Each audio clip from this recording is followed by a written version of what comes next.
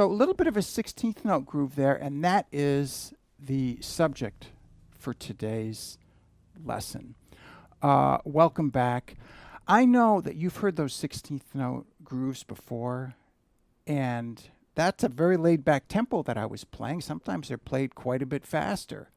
But I want you to be able to work to get those into your playing. So I'm going to give you, number one today, I'm going to give you a short exercise just like that.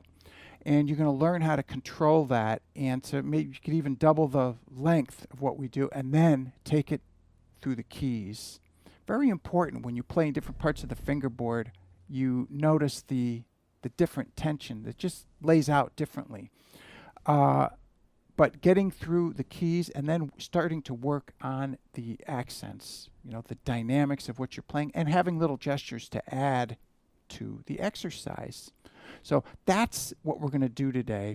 And I think the first thing, of course, would be to just show you the pattern. And I think you probably recognized something about the pattern. It's got that almost like an old-time, like a Count Basie riff, you know. Yeah.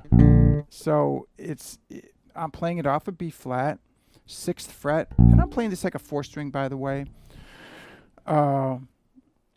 So when you go up to the A string, you just get the whole grip. Hit that D and just chromatic to the F. And you hit the G, chromatic to the B flat. So it's the most basic, no pun intended, of the ways to negotiate this typical 16th note groove.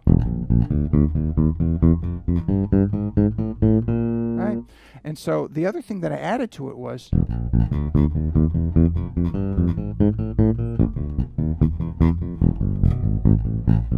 so once I hit the high B flat, I turned around and hit the 3rd, the D,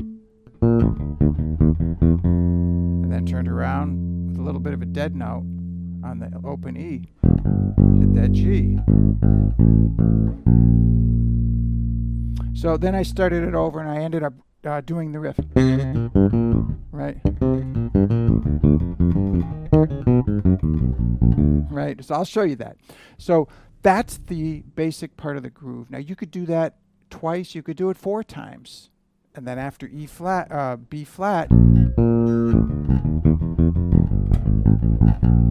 right to E flat. It's the cycle, right? Taking it through all the keys.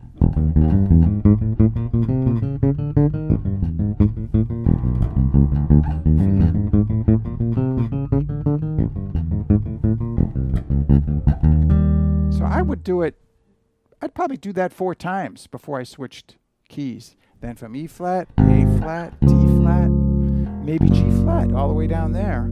Or up here to B, E, A, D, G, or play it up here on G, C, F, probably F here, you know, although you could play it in an open position, back to B flat. When you do that a couple of weeks in a row, you're going to start to really notice something you probably haven't thought about or just articulated for yourself before, which is your hands are going to be working together, especially when you add in this second element, which is the accents, right? It's the kind of, it's a subset of dynamics. So you'll notice that I had those little gestures in my playing. So sometimes an accent, sometimes a little bit of an ornamentation, sometimes using a note as a drone. Yeah. Like that. So those are things that you're going to want to work on. But first, I want you to play the riff flat. And in fact, probably not even use a metronome, depending on, you know, how you feel about it and your skill level, you know, but just kind of pseudo time. B, E, and 4, E, and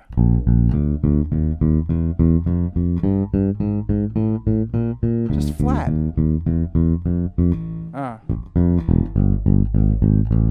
So incidentally, when I do that, like when I'm up here,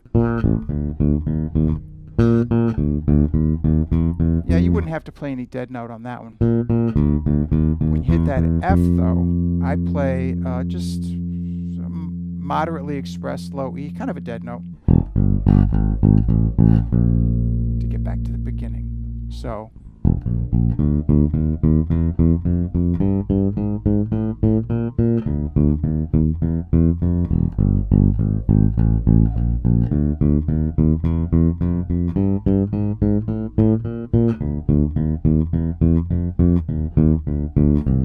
you could do it like that, or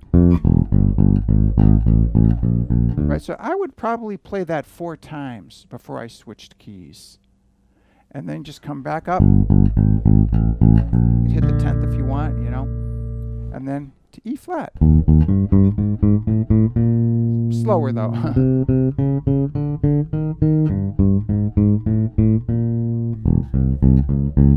So now, in this process of you taking it through the keys, you can start to gain a lot of confidence with your technique. And part of that is a little bit of a secret you probably haven't heard before, and that is getting your hands to work together.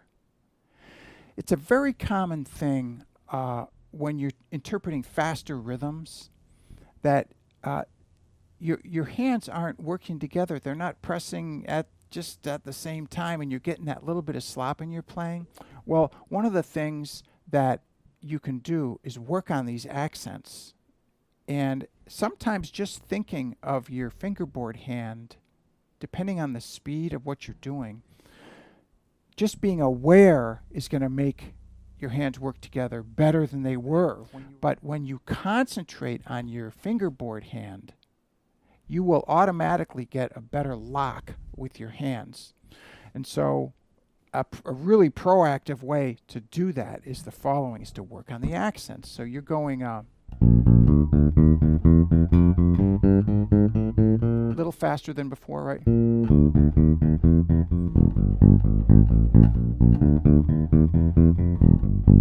You just stay there. Now check this out.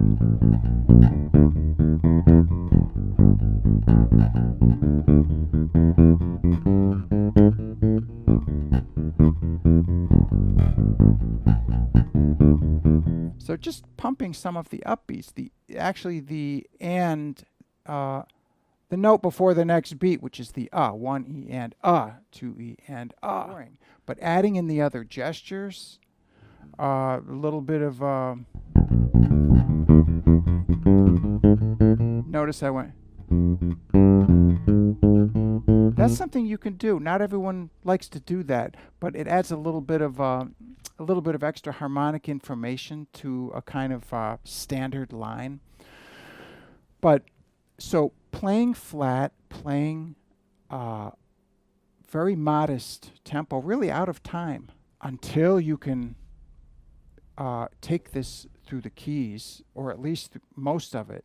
But in that process, you're going to start getting that confidence. Your hands are going to start working together better. And then I want you to drill down on these accents and find a way that you're inclined to play.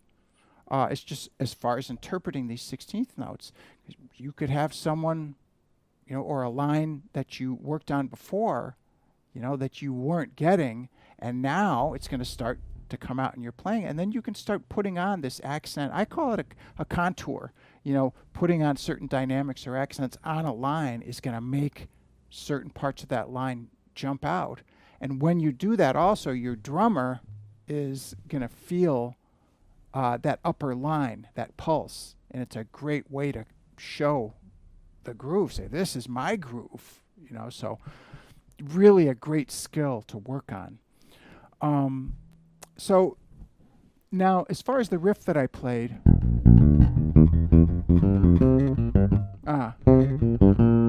was just when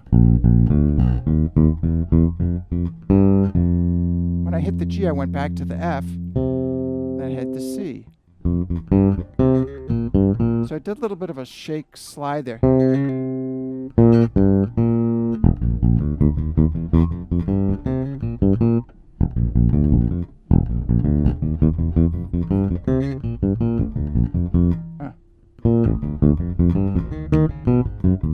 So when I did that in the intro, just a couple measures, what I did was I just went into B. Went to B major. I went to B major pentatonic, actually.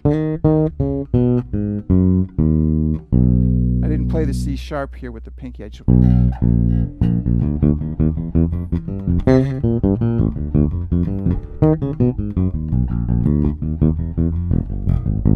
so you can play various combinations of parts of the core groove here.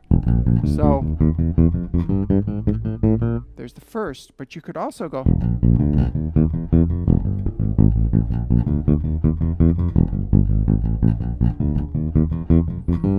You can even go.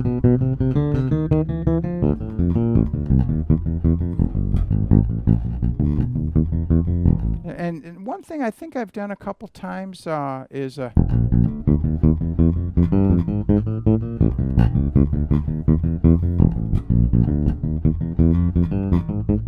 right, so in that case it was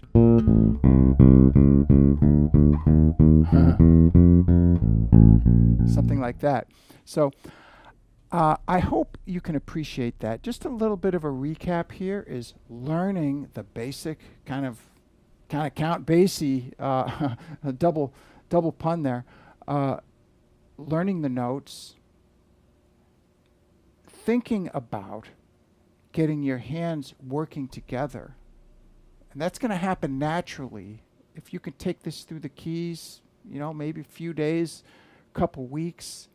Your hands are going to start waking up to that kind of unity that you need to be a nuanced player.